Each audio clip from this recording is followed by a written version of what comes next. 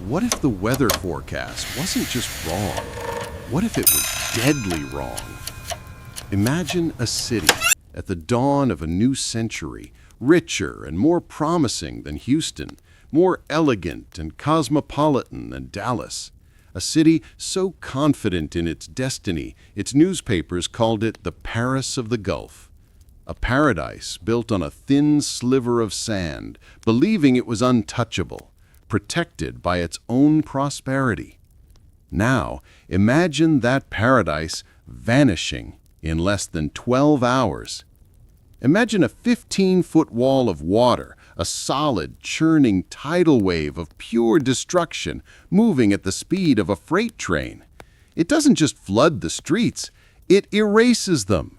It swallows 500 city blocks whole, turning buildings into splinters and streets into a raging black ocean. Imagine the screams of 10,000 people, men, women, and children, lost in a wind so powerful, so alien, that survivors described it not as a howl, but as a single, deafening, high-pitched shriek, the sound of the world being torn apart. This isn't a Hollywood disaster movie. This isn't a dystopian novel. This was Saturday, September 8th, 1800. This is the true story of the Great Galveston Hurricane.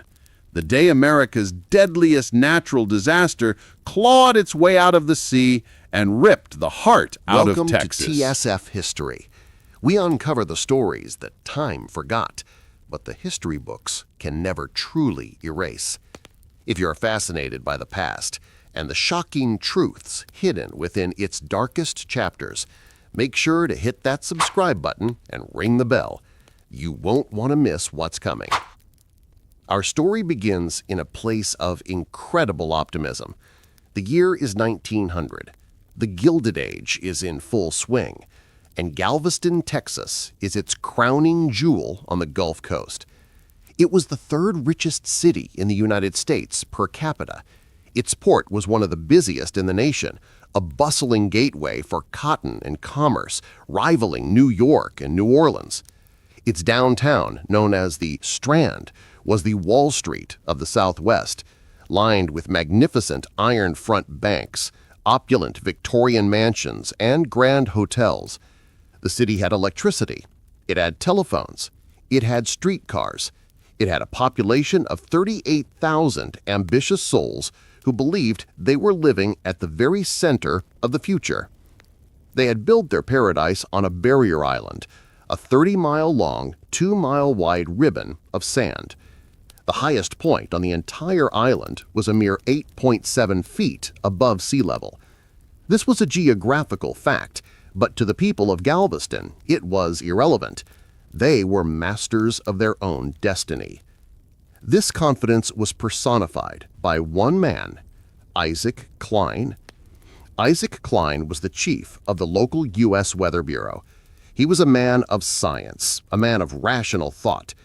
In 1891, he had written an article in the Galveston Daily News explicitly stating that a devastating hurricane strike was impossible. He argued that the shallow slope of the Gulf floor would break any great wave long before it could reach the city. He believed the city's geography was a shield, not a vulnerability. His words were a scientific lullaby that calmed any lingering fears. Galveston, he had assured them, was safe. In early September 1900, a storm was brewing in the tropical Atlantic. Far away in Cuba, forecasters at the Beland Observatory tracked it. They were experts, hardened by decades of storms. They warned that a cyclone of great intensity was churning north toward the Gulf of Mexico. But there was a problem. The U.S. Weather Bureau, in a fit of nationalistic arrogance, had cut its ties with the Cuban service. The Bureau's central office in Washington, D.C. believed American science was superior. They dismissed the Cuban warnings. They believed the storm was weak and heading for Florida, or perhaps would curve harmlessly out into the Atlantic. They were wrong.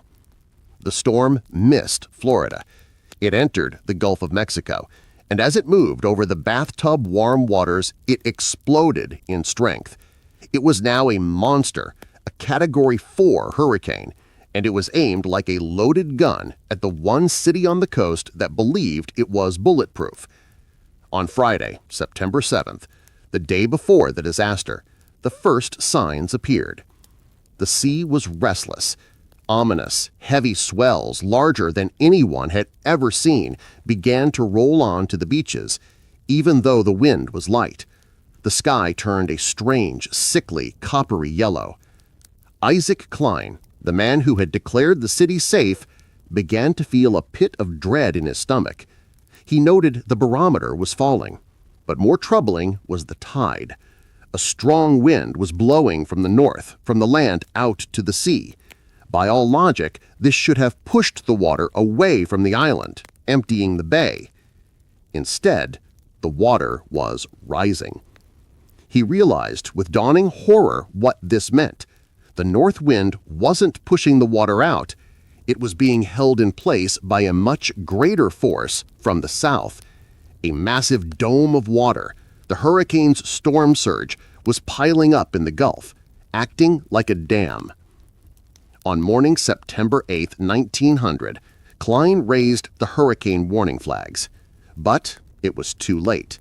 The message from Washington was still lukewarm, predicting only heavy rain and a brisk wind.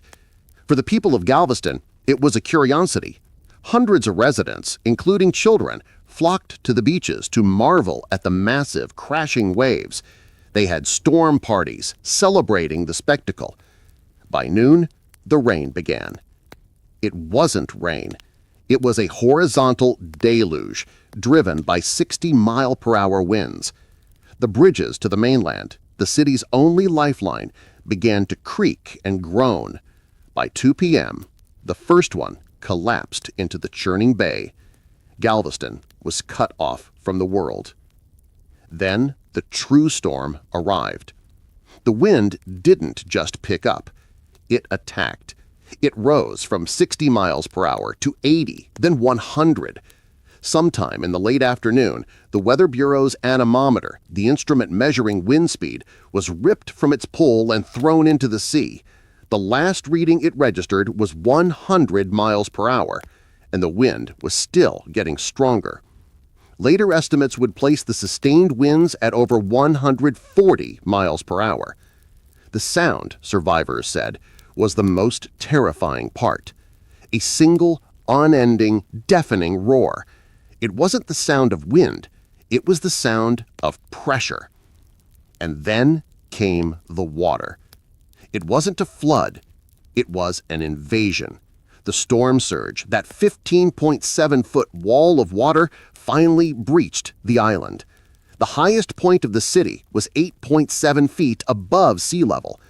This was a geographical fact, but to the people of Galveston, it was irrelevant. They were masters of their own destiny. This confidence was personified by one man, Isaac Klein. Residents often lived in their homes while this was happening.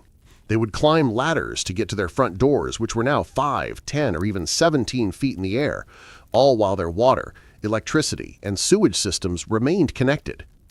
It took 7 years. They raised 500 city blocks. They had lifted their entire civilization out of the mud. In 1915, another powerful hurricane, almost identical in strength to the 1900 storm, made a direct hit on Galveston. The city braced. The new seawall was hit by a 21-foot storm surge. It held. The water was deflected. The city behind it was safe. In 1900, at least 6,000 people died. In 1915, thanks to the wall and the raising, only 8 people on the island perished. The Great Storm of 1900 was the end of an era. Galveston would never regain its title as the Paris of the Gulf. The horrified investors and the cotton trade fled 50 miles inland, up a safe, muddy bayou to a small, protected town. That town was Houston. The 1900 hurricane is the single biggest reason why Houston, not Galveston, became the economic powerhouse of Texas and one of America's largest cities.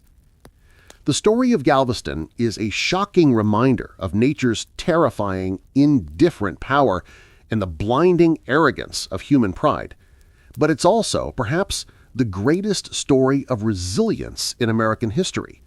A city that went through hell, was buried by the sea, and then found the courage to jack up its foundations and rise again.